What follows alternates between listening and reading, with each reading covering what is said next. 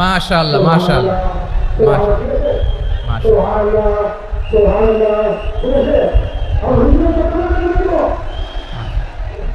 ঠিক আছে ঠিক আছে।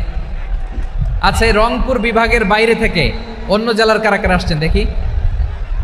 তাও আছে অনেকে, মাশাআল্লাহ। ঠিক আছে ঠিক আছে। আজকের প্রোগ্রামে উপস্থিত আছেন প্রধান অতিথি হিসেবে অধ্যক্ষ আসাদুল হাবিব দুলু ভাই, সাংগঠনিক সম্পাদক বিএনপি, জাতীয় নির্বাহী কমিটির সভাপতি, জেলা বিএনপি লালমনিরহাট। বিশেষ অতিথি হিসেবে আমাদের অনেক ভাইরা এসছেন, সবাইকে শুকরিয়া জানাই। সভাপতিত্ব করছেন জনাব আব্দুল হাকিম। আইন শৃঙ্খলা বাহিনী, প্রশাসন, ভলান্টিয়ার্স, শুনেছি আমি প্রায় 5000 ভলান্টিয়ার্স আপনারা নিয়োগ দিয়েছেন। আলহামদুলিল্লাহ আলহামদুলিল্লাহ। অনেক গোছালো প্রোগ্রাম। আমার প্রাণ ঢালা ভালোবাসা জানবেন, আমার হৃদয়ের গহীন থেকে ভালোবাসা নেবেন, শুভেচ্ছা জানবেন সবাই। ঠিক আছে ঠিক আছে। প্রিয় ভাইরা, আমরা আর কাল বিলম্ব না করে মূল আলোচনায় চলে যেতে চাই। আজকে যে টপিকের উপর আমি কথা বলবো, টপিকটা হচ্ছে peaceful coexistence and communal harmony, শান্তিপূর্ণ সহাবস্থান এবং সাম্প্রদায়িক সম্প্রীতি। আমাদের বাংলাদেশে সাম্প্রদায়িক সম্প্রীতি আছে না নাই? আবহমান কাল থেকে আমরা মুসলিম, হিন্দু, বৌদ্ধ, খ্রিস্টান, পাহাড়ি, নৃগোষ্ঠী মিলেমিশে একাকার, আমরা সবাই মিলে বাংলাদেশ। আওয়াজ করে বলেন ঠিক কিনা? আমাদের পারস্পরিক সম্প্রীতি, ভালোবাসা, সৌহার্দ্যপূর্ণ আচরণ, বোঝাপড়া, এটা বেশ মজবুত, বেশ মজবুত। তবে মাঝে মাঝে আমাদের এই সম্প্রীতির ভেতরে অনেকে ফাটল ধরাতে চায়। আমরা যে সুখে আছি, শান্তিতে আছি, এটা অনেকের ভালো লাগে না, ঠিক কিনা বলেন? আমাদের মধ্যে সাম্প্রদায়িক সম্প্রীতি, সৌহার্দ্যপূর্ণ আচরণ, ভালোবাসা, এটা আবহমান কাল ধরে আছে। তার প্রমাণ, আমরা তাফসিরুল মাহফিলের আয়োজন করলে আমাদের হিন্দু ভাইরা ডিস্টার্ব করে না, ঠিক কিনা? এবং আমি যদি বলি হাত তোলেন, হিন্দু ধর্মের কারা কারা এসেছেন, কত শত কত হাজার যে হাত উঠবে, আপনি অবাক হয়ে যাবেন। আমি চাচ্ছি না হাত উঠাতে।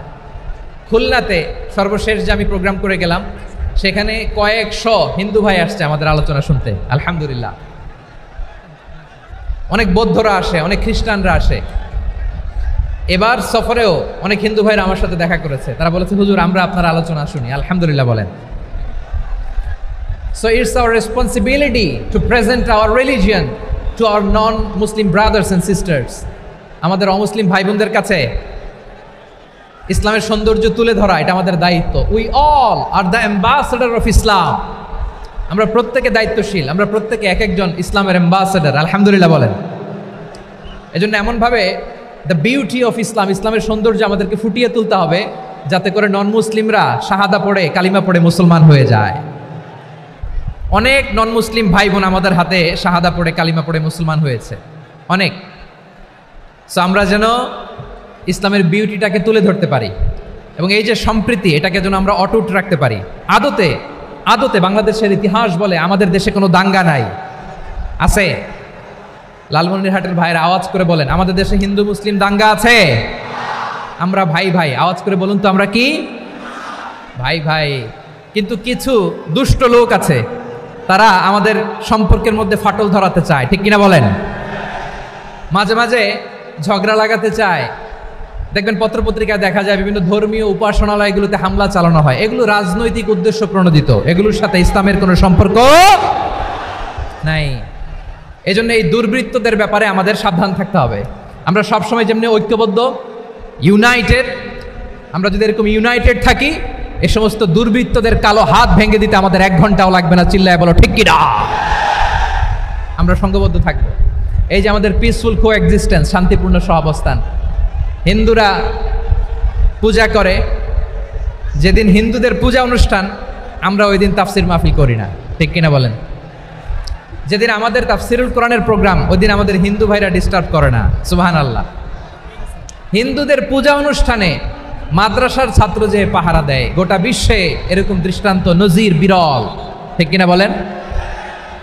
আইন শৃঙ্খলা বাহিনীর পাশাপাশি মাদ্রাসার ছাত্ররা যে সেখানে পাহারা দেয়, গোটা পৃথিবীতে এই দৃষ্টান্ত আপনি পাবেন। মাদ্রাসার ছাত্ররা, তারা তো কোরআনের ধারক, তারা হাদিসের ধারক, তারা কেন মন্দির পাহারা দিবে? এই সম্প্রীতিকে ধরে রাখার জন্য, এই সৌহার্দ্যকে ধরে রাখার জন্য, আমাদের পারস্পরিক ভালোবাসাকে অটুট রাখার জন্য। আওয়াজ করে বলতে হবে ঠিক কিনা?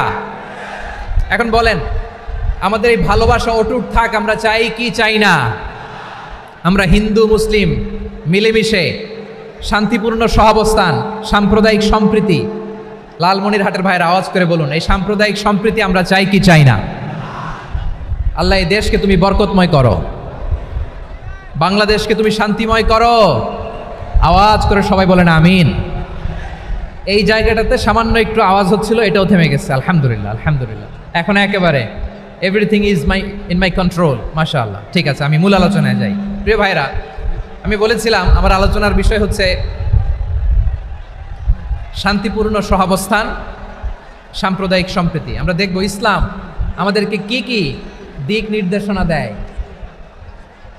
শান্ত হইতে হবে, খরগোশের কানের মতো কান দুটো আমার দিকে করে রাখেন। আমি এখনো উঠে যাব, হাত নাড়ায় লাভ নাই, আমি উঠে যাব। তাকায় থাকো আর কান খাড়া, আওয়াজ হবে না। হ্যাঁ, মাশাআল্লাহ, মাশাআল্লাহ, ঠিক আছে। আমরা দেখব যে রাসূল সাল্লাল্লাহু আলাইহি ওয়াসাল্লাম এই পিসফুল কোএক্সিস্টেন্সের জন্য আমাদের কি শিখিয়েছেন, কি কি গাইডলাইন দিয়েছেন। আমরা 1, 2, 3, 4 করে এগুলো আপনাদের সাথে শেয়ার করব। আমি আপনাদের খেদমতে সূরাতুল আনআমের 108 নম্বর আয়াত তেলাওয়াত করেছি। এখানে আল্লাহ রাব্বুল ইজ্জা ওয়াল জালাল তিনি ইরশাদ করছেন, ওয়ালা তাসুব্বুল্লাযীনা ইয়াদউনা মিন দুনিল্লাহি ফায়াসুব্বুল্লাহা আদওয়াম বিগাইরি ইলম কাযালিকা যায়্যান্না লিকুল্লি উম্মাতিন আমালাহুম সুম্মা ইলা রাব্বিহিম মারজিউহুম ফায়ুনাব্বিউহুম বিমা কানু ইয়ামালুন। রব্বুল আলামিন বলেন, গোলাম ও আমার ইমানদার বান্দারা শোনো শোনো, ও আমার বিশ্বাসী বান্দারা শোনো শোনো।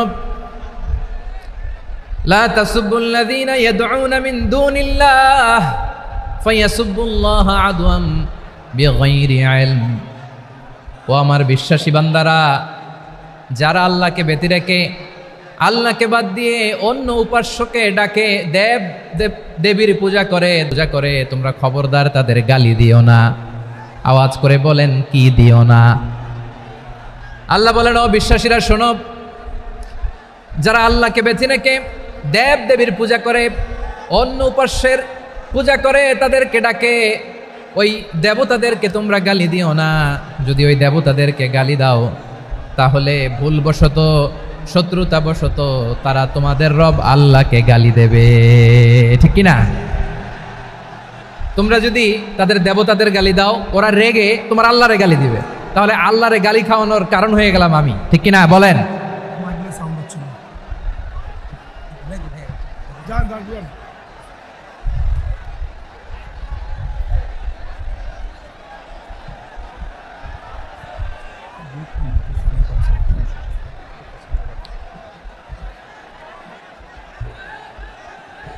সম্মানিত ভাইয়েরা, এত বিশাল প্রোগ্রাম, মাইকের একটা সেটআপ থাকে, তারগুলো অনেক সময় নড়ে যায়, ধাক্কা ধাক্কিতে ডিসপ্লেস হয়, একটু ঝামেলা হবে।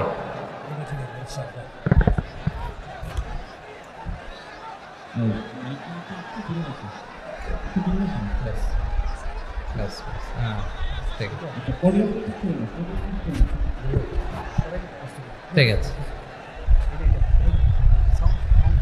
একটু একটু সমস্যা হবে মাঝে মাঝে। আপনারা শান্ত থাকলে, শান্ত থাকতে হবে। এইভাবে সাউন্ড নাই, এই নাই, এই বলতে বলতে আমার সময়ও নাই, উঠে যেতে হবে। এগুলো বোকামি। এই বিভাগীয় প্রোগ্রামগুলোতে যাই, চিৎকার চেঁচামেচি করে তোমরা আসো, সময় শেষ, আমাকে উঠে যেতে হয়। আমরা তো বঞ্চিত হলাম। গুরুত্বপূর্ণ অনেক কথা শোনাবো তোমাদের, অনেক। প্রিয় ভাইরা, আপনারা শান্ত হয়ে বসুন, শান্ত হয়ে। রব্বুল আলামিন বলেন, খবরদার বিশ্বাসীরা, আল্লাহ ছাড়া যারা অন্যান্য উপাস্যদেরকে ডাকে, দেবতাদেরকে ডাকে, তাদেরকে তোমরা গালি দিও না। ওই সমস্ত দেবতাদেরকে যদি তোমরা গালি দাও তাহলে তারা আল্লাহকে গালি দিবে, ঠিক কিনা বলেন? আমরা দেবতাদের গালি দিলে ওরা আল্লাহকে গালি দিবে।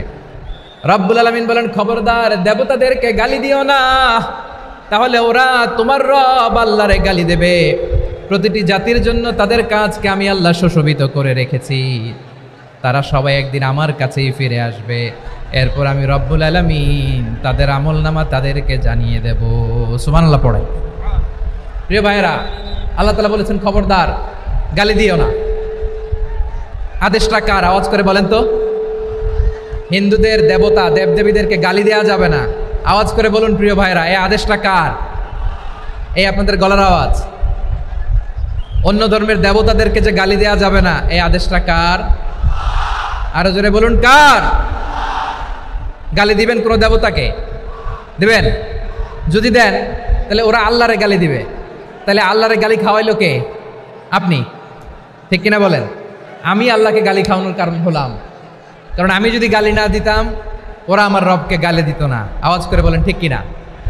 তাহলে প্রিয় ভাইয়েরা, ইসলাম আমাদেরকে শিখায়, সূরাতুল আনআমের 108 নম্বর আয়াত থেকে আমরা বুঝলাম কোনো ধর্মকে ছোট করা যাবে না। অন্য ধর্মকে ছোট করা মানে ইসলামকে ছোট করা। অন্য ধর্মের দেবতাকে গালি দেওয়া মানে আল্লাহকে গালি খাওয়ানো। আওয়াজ করে বলেন ঠিক কিনা? খবরদার, এটা করা যাবে না। আর অন্য ধর্মের দেবতাকে যদি আপনি গালি দেন, ওরা ইসলাম থেকে দূরে সরে যাবে। যাও ইসলামের প্রতি আকৃষ্ট হয়েছিল আর কোনোদিন ইসলামের ধারে কাছে আসবে না। আওয়াজ করে বলেন ঠিক কিনা? এজন্য কখনো কোনোদিন অন্য ধর্মের দেবতাদেরকে গালি দেওয়া যাবে না। অন্য ধর্মের কোনো দেবতাদেরকে আমরা গালি দিব না, গালি দিব না, বরং ইসলামের beauty, the beauty of Islam, ইসলামের সৌন্দর্যকে আমরা তুলে ধরব।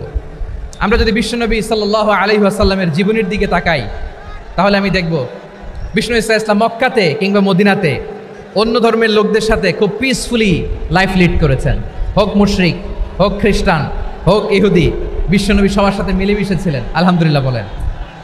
ইসলাম হচ্ছে পিসফুল রিলিজিয়ান। অন্য ধর্মের প্রতি সহনশীলতার সবক ইসলাম আমাদেরকে দেয়। কিন্তু প্রতিটি মুসলিমের এটা মনে রাখতে হবে, আল্লাহর কাছে পছন্দনীয় গ্রহণযোগ্য ধর্ম, জীবনাদর্শ একটি, সেটা হচ্ছে ইসলাম। আওয়াজ করে বলেন সেটা কি? লালমনিরহাটের ভাইয়েরা আওয়াজ করে বলুন, আল্লাহর কাছে মনোনীত ধর্ম একটি, সেটা কি? এজন্য রব্বুল আলামিন বলেন, ইন্নাদ-দীনা ইনদাল্লাহিল ইসলাম, আল্লাহর কাছে মনোনীত গ্রহণযোগ্য অ্যাকসেপ্টেড ধর্ম মতাদর্শ একটা, সেটা হলো ইসলাম। ইসলাম ছাড়া অন্য কোনো ধর্ম যদি কেউ তালাশ করে, তার ওই ধর্ম আল্লাহ গ্রহণ করবে না। ومن يبتغي غير الإسلام دينا فلن يقبل منه وهو في الآخرة من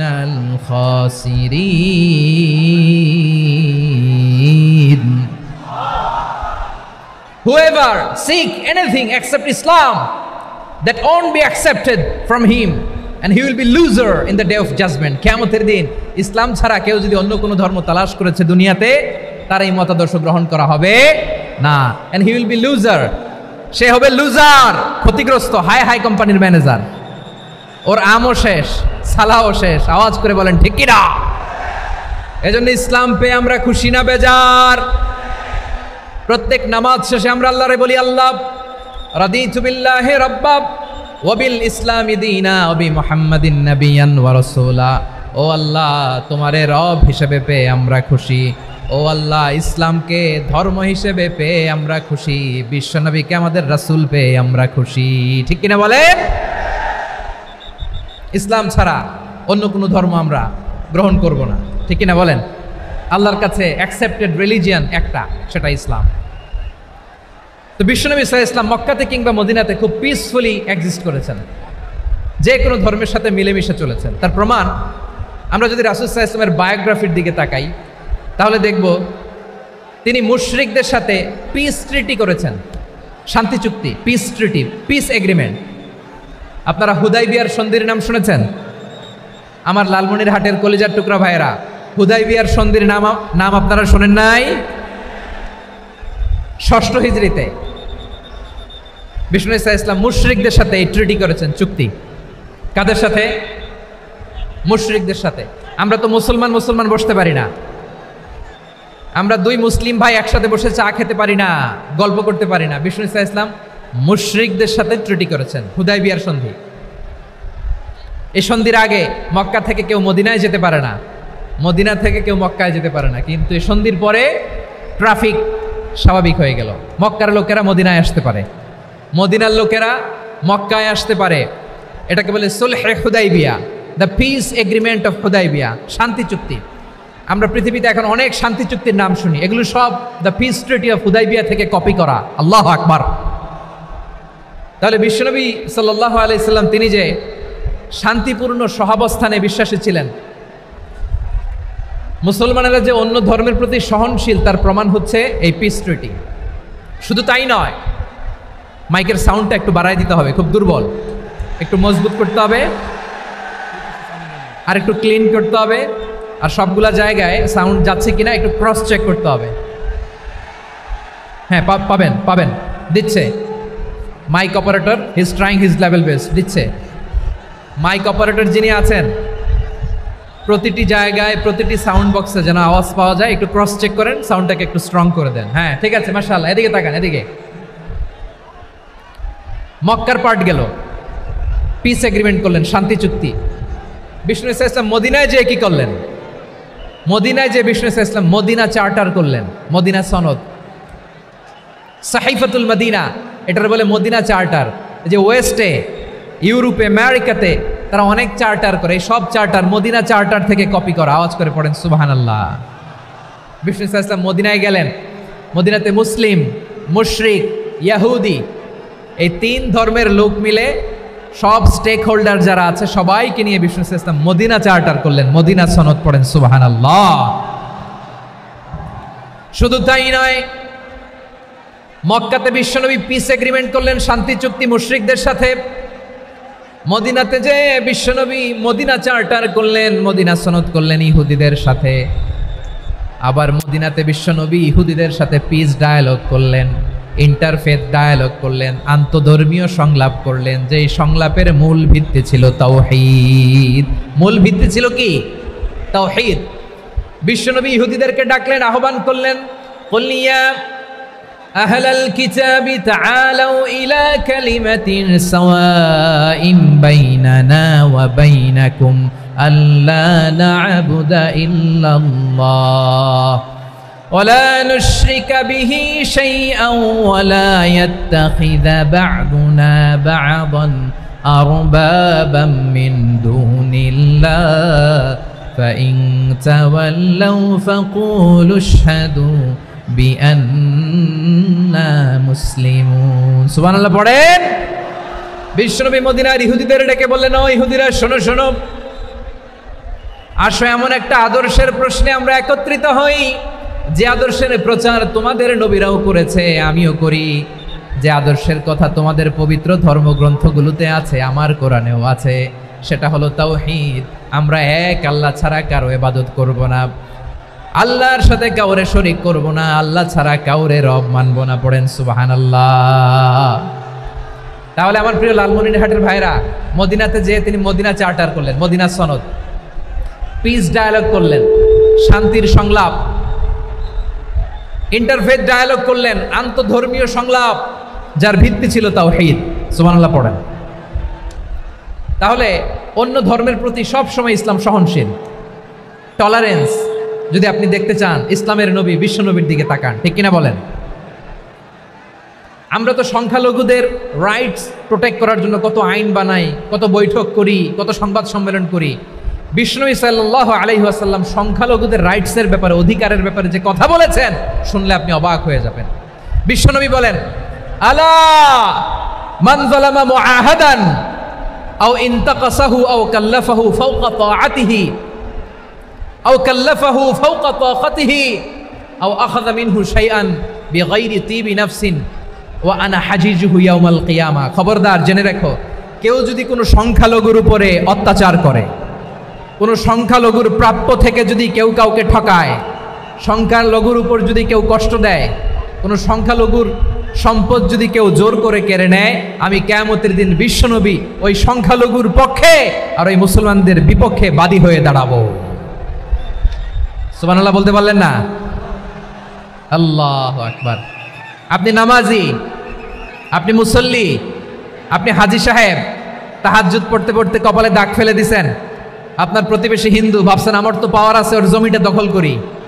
বিশ্বনবী বলেন, কিয়ামতের দিন ওই হিন্দুর পক্ষে তোর বিরুদ্ধে আমি বাদী হয়ে দাঁড়াবো। পৃথিবীর কোন ধর্মে এরকম স্টেটমেন্ট পাবেন? পাবেন? আপনি ভাবছেন আপনি নামাজ পড়লে হাজী সাহেব কপালে দাগ ফেলায় দিলে আপনি সেলসালায় জান্নাতে চলে যাবেন না? খবরদার। বিশ্বনবী বলেন, কোন সংখ্যালঘুর উপর যদি কেউ আক্রমণ করে, তার প্রাপ্য তাকে না দিয়ে যদি তাকে ঠকায়, তার উপর জুলুম করে, তার সম্পদ যদি কেড়ে নেয়, আমি নবী, তুমি মুসলিম হইতে পারো, মুসল্লি হইতে পারো, তার পক্ষে তোমার বিপক্ষে আল্লাহর দরবারে বাদী হয়ে দাঁড়াবো। আচ্ছা লালমনিরহাটের ভাইরা, কথা বুঝতে পারলে আওয়াজ করে উত্তর দেন। বিশ্বনবী যদি কারো বিপক্ষে দাঁড়ায় কিয়ামতের দিন, আই রিপিট, আমি আবারও বলছি, বিশ্বনবী যদি কিয়ামতের দিন কারো বিপক্ষে দাঁড়ায়, ও তো সেলসেলায়া জান্নাতি, তাই না? জান্নাতি না? যে নবীর সুপারিশ ছাড়া জান্নাতের গেটও দেখা যাবে না, ওই নবী যদি বলে তোর বিপক্ষে আমি বাদী হয়ে দাঁড়াবো, ওই জান্নাতে আর ঢোকার কোনো সুযোগ আমাদের থাকবে? এখানেই শেষ না আমার প্রিয় লালমনিরহাটের ভাইয়েরা, এখানেই শেষ নয়। বিশ্বনবী বলেন মান কাতালা মুআহাদান, বুখারীর বর্ণনা, মান কাতালা মুআহাদান লাম ইয়ারাহ রাইহাতাল জান্নাহ। কেউ যদি, কোনো মুসলিম যদি অন্যায়ভাবে কোনো সংখ্যালঘুকে হত্যা করে, কোনো হিন্দুকে হত্যা করে, কোনো বৌদ্ধরে হত্যা করে, অন্যায়ভাবে কোনো মুসলিম যদি কোনো সংখ্যালঘুরে হত্যা করে, জান্নাতে যাওয়া তো দূরের কথা, ওই মুসলিম জান্নাতের ঘ্রাণও পাবে না। সেই বুখারীর বর্ণনা, মান কাতালা মুআহাদান লাম ইয়ারাহ রাইহাতাল জান্নাহ ওয়া ইন্না রিহাহা লা ইউজাদু মিন মাসিরাতি 40 আমা। যে জান্নাতের ঘ্রাণ 40 বছর দূরের রাস্তা থেকেই পাওয়া যায়। সুবহানাল্লাহ পড়েন। প্রিয় ভাইরা, এখান থেকে জান্নাতে পৌঁছতে লাগবে 40 বছর। এত দূর, কত বছর? সবাই বলেন কত বছর? এখান থেকে জান্নাতে পৌঁছতে লাগবে 40 বছর। এত দূরে থাকতেই জান্নাতের ঘ্রাণ আপনার নাকে এসে ধাক্কা মারবে। বিষ্ণুই বলেন, যে ব্যক্তি কোনো সংখ্যালঘুকে হত্যা করে, জান্নাতের ঘ্রাণ তো পাবেই, জান্নাতে তো ঢুকতে পারবেই না, জান্নাতের ঘ্রাণও তার নাকে লাগবে না। পড়েন নাউযুবিল্লাহ। তাহলে সংখ্যালঘুদের ব্যাপারে ইসলামে অধিকার দেয়া আছে না নাই? লালমনিরহাটের ভাইয়ের আওয়াজ করে বলেন, আমার সংখ্যালঘু হিন্দু ভাইদের রাইটস, অধিকার আমাদের ইসলামে প্রোটেক্টেড আছে না নাই? এখানেই শেষ না। বিষ্ণু ইসলাম আপনার অমুসলিম প্রতিবেশীর সাথে ভালো আচরণ করতে বলেছে। আমাদের হয় না এটা মুসলিম পাড়া, ওটা বৌদ্ধ পাড়া, হয় না?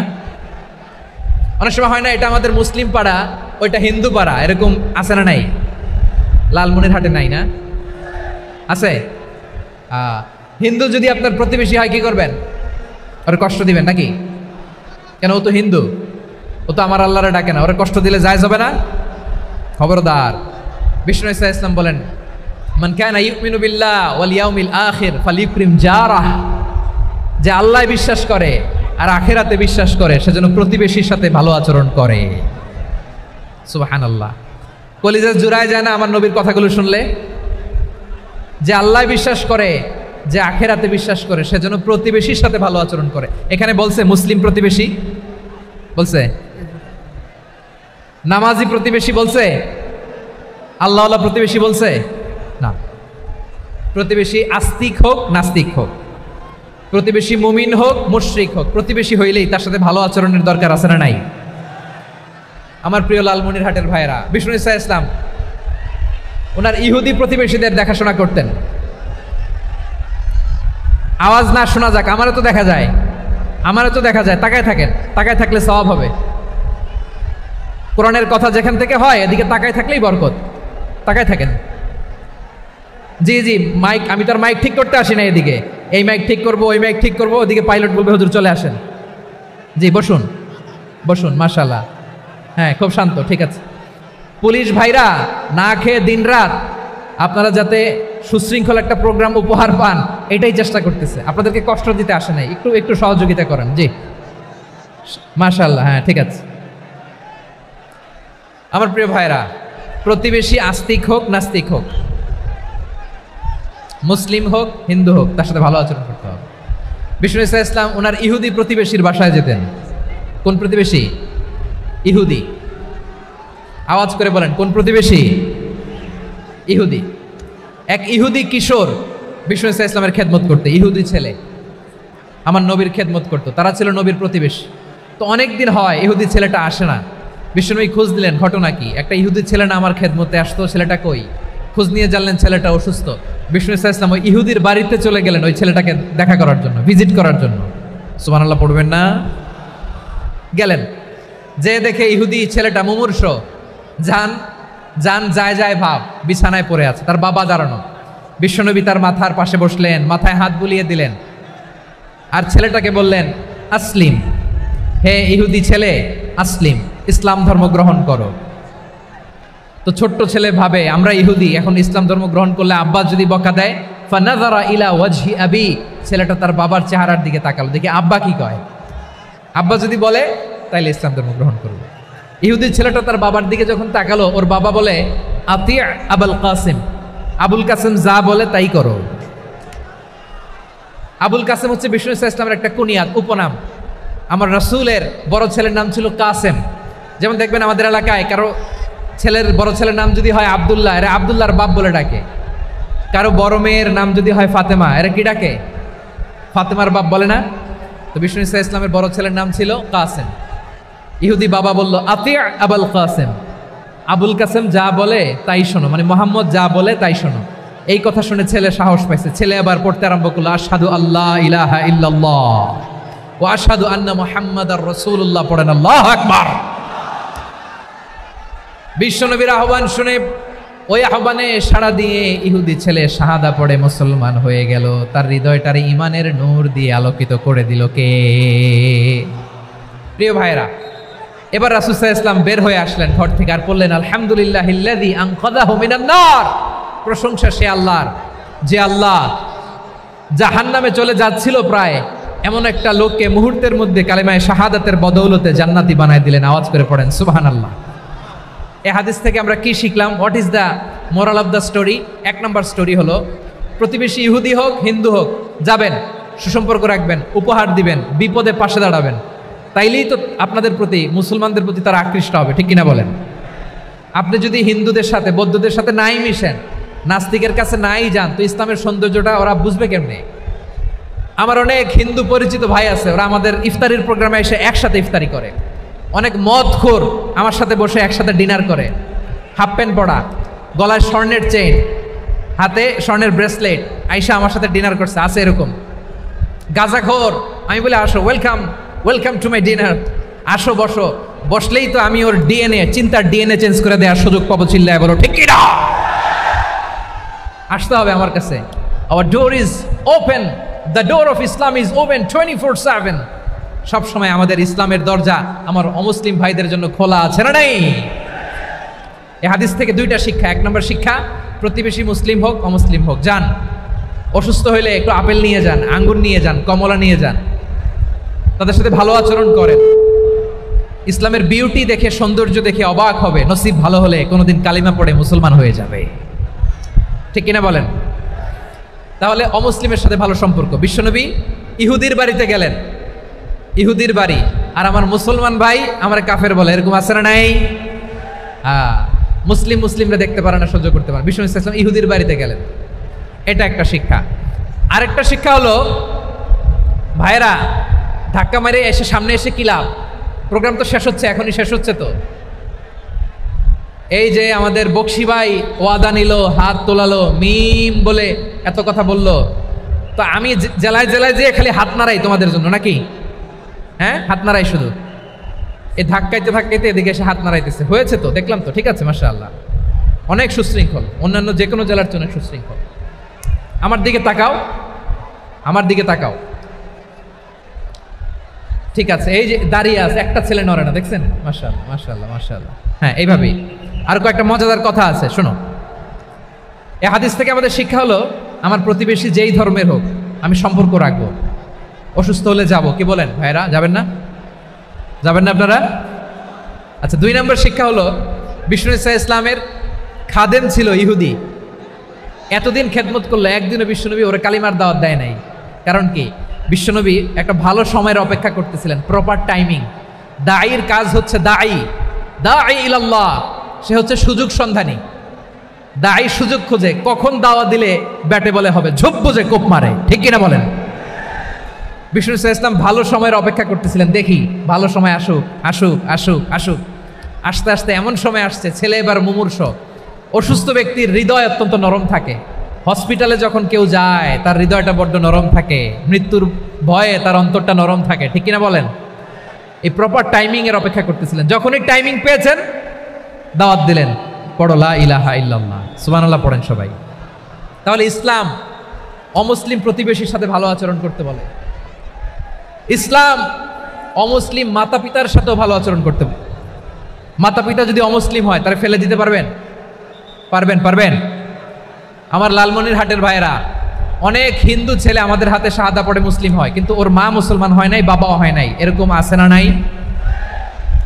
তো ও হয়েছে মুসলিম, মা বাপ হিন্দু, এখন মা বাপ কি বাদ? হ্যাঁ, মা বাপ বাদ দেয়া যাবে? যেই মা আপনার 9 মাস 8 মাস পেটে ধারণ করলো, আপনার মায়ের নার ছেঁড়া ধন, আপনি ওই মারে বাদ দিতে পারবেন? যেই মায়ের বুকের তাজা দুধ খেয়ে আপনি আজকে বাড়ন্ত তাজা তরতাজা, ওই মারে বাদ দেয়া যাবে? মায়ের এক ধারে দুধের দাম, কাটিয়া গায়ের চাম, পাপুষ বানাইলে ঋণের শোধ হবে না, এমন দরদি ভাবে কেউ হবে না আমার মাগো। মায়ের এক ধারে দুধের দাম, কাটিয়া গায়ের চাম, পাপুষ বানাইলে ঋণের শোধ হবে না, এমন দরদি ভাবে কেউ হবে না আমার মাগো। ঠিক কিনা? মাকে তো বাদ দেয়া যায় না। وَقَضَى رَبُّكَ أَلَّا تَعْبُدُوا إِلَّا إِيَّاهُ وَبِالْوَالِدَيْنِ إِحْسَانًا। আল্লাহ বলে অবধারিত 2টা ভার্ডিক তোমাদের জন্য, এক আল্লাহর ইবাদত করবা আর মা বাবার প্রতি ইহসান করবা। আদেশটা কার? মা বাবার প্রতি ইহসান করতে হবে। আমার মা হিন্দু হোক ভালো আচরণ করতে হবে, বৌদ্ধ হোক ভালো আচরণ করতে হবে। আমার যে সমস্ত হিন্দু ভাইয়েরা মুসলিম হয়েছে, তোমাদের মা বাবা এখনো মুসলমান হয় নাই, তাদের সাথে ভালো আচরণ করতে হবে। আপনাদের খেদমত নিজে করতে হবে অথবা খেদমতের ব্যবস্থা করাই দিতে হবে। মান্থলি যে খরচ লাগে এটা দিতে হবে। আরে তুমি এখন মুসলিম, তোমার মা বাবা হিন্দু, এখনই তো সুযোগ ইসলামের সৌন্দর্য দেখানো। এখন মা বাবা যদি দেখে আরে এটা হিন্দু থাকতে তো বদমাইশ ছিল, বেয়াদব ছিল, কি এমন ধর্ম সে গ্রহণ করলো যেটা গ্রহণের সাথে সাথে সে পাল্টে গেল? কি এমন ধর্ম সে গ্রহণ করেছে যেটা তার জীবনকে আলোকিত করে দিয়েছে? নসিব ভালো হইলে তারাও কালিমা পড়ে মুসলমান হয়ে যাবে। বিষ্ণু ইসলামের স্ত্রীর নাম ছিল আয়েশা রাদিয়াল্লাহু তাআলা আনহা, আবু বকর রাদিয়াল্লাহু তাআলা আনহুর মেয়ে। আবু বকর রাদিয়াল্লাহু তাআলা আনহুর আরেক মেয়ের নাম হচ্ছে আসমা। কি নাম? দুজনই আবু বকর রাদিয়াল্লাহু তাআলা আনহুর মেয়ে, আসমা আর আয়েশা। নাম দুইটা কেমন লাগে? আসমা নামটা কেমন লাগে? আয়েশা নামটা কেমন লাগে? সবার ভালো লাগে নাই? নাম দুটো আপনাদের ভালো লাগে? লালমনিরহাটে অনাগত যদি কন্যা সন্তান হয়, যদি মনে চায় আসমা রেখে দিতে পারবেন, যদি মনে চায় আয়েশা রেখে দিয়েন। দেশে বিদেশে এয়ারপোর্টে রাস্তাঘাটে শুধু বলে হুজুর একটা নাম দেন, আমার ছেলের একটা নাম দেন, মেয়ের একটা নাম দেন। তো আমার মনে আছে যশোরের 8 দিনের মাহফিলে আমি 1-2টা নাম দিয়েছিলাম। আজকে লালমনিরহাটের এই প্রোগ্রামে কন্যা সন্তান যদি হয় 2টা নাম দিলাম, আসমা কিংবা আয়েশা। ইনশাআল্লাহ পড়েন। দুজন বোন, এক মায়ের না, বাবা এক মা দুজন। আয়েশা রাদিয়াল্লাহু তাআলা আনহার মায়ের নাম উম্মে রুমান, আর আসমা রাদিয়াল্লাহু তাআলা আনহার মায়ের নাম কুতাইলা বিনতে আব্দুল উজ্জা। আবু বকর রাদিয়াল্লাহু তাআলা আনহু 4টা বিয়ে করেছিলেন। তো একই ঘটনা ঘটেছে এই ফ্যামিলিতে। আসমা ইসলাম ধর্ম গ্রহণ করে মুসলিমা, কিন্তু তার মা কুতাইলা মুশরিকা। আই রিপিট, বোঝার জন্য আমি আবারও বলি, আসমা রাদিয়াল্লাহু তাআলা আনহা মুসলিমা, আর আসমার মা কুতাইলা, আওয়াজ করে বুঝে থাকলে বলেন, আসমার মা মুশরিকা। তার মানে মেয়ে মুসলিম, মা অমুসলিম। ভেজাল আছে না নাই? কিন্তু কুতাইলা আর ধৈর্য ধারণ করতে পারে না। নার ছেঁড়া ধন, কলিজার টুকরা ধন, কলিজার টুকরা সন্তান। আসমারে দেখতে বড্ড মন চায়। সাইয়েদানা আসমা রাদিয়াল্লাহু তাআলা আনহা মক্কা থেকে হিজরত করে মদিনায় চলে গেলেন হুদাইবিয়ার পর।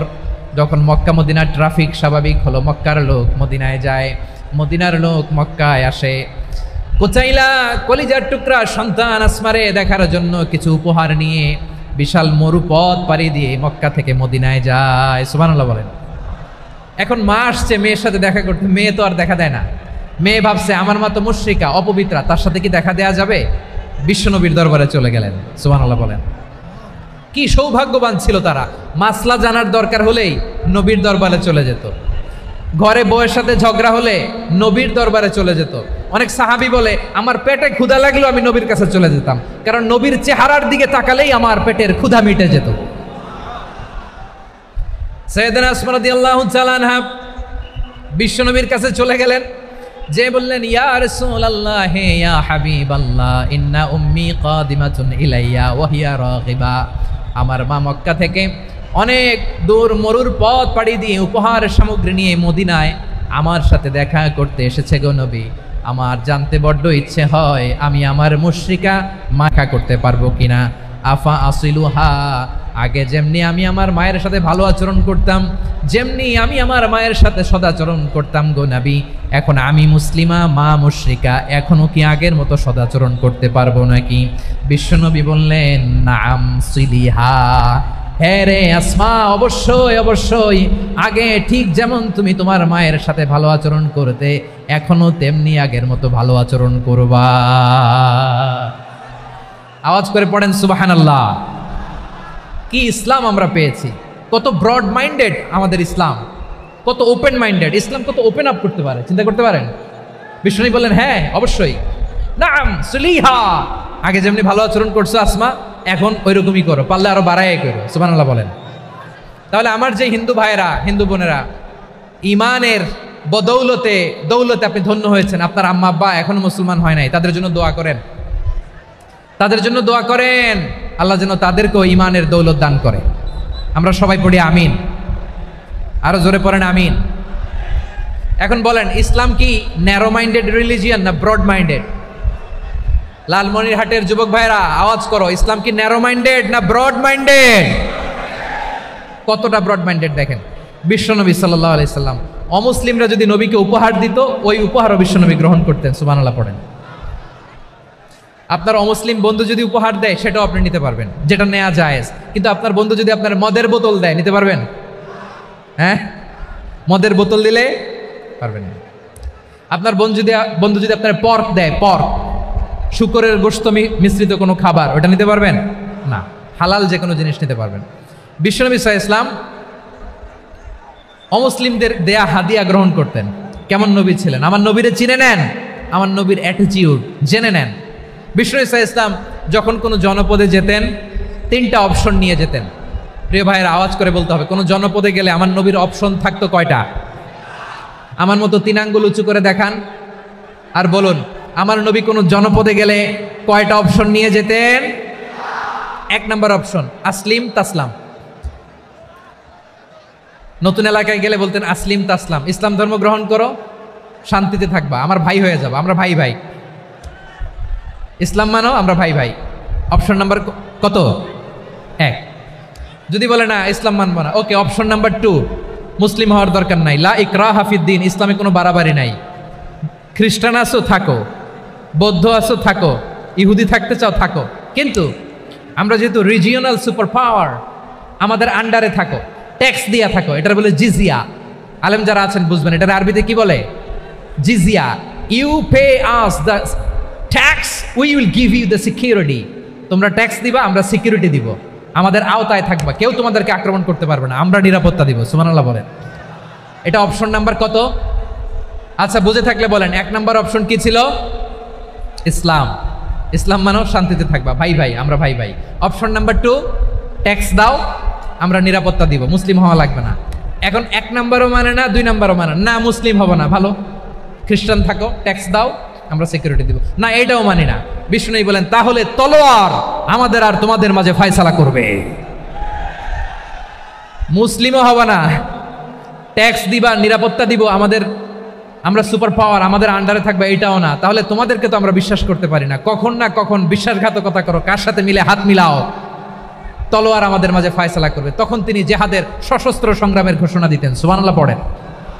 দেখেন পশ্চিমারা জেহাদকে এইভাবে চিত্রায়িত করে না, ওরা জেহাদ বলতে বোঝায় তলোয়ার, হাত কাটো গলা কাটো না, জেহাদ সশস্ত্র সংগ্রাম 3 নম্বরে।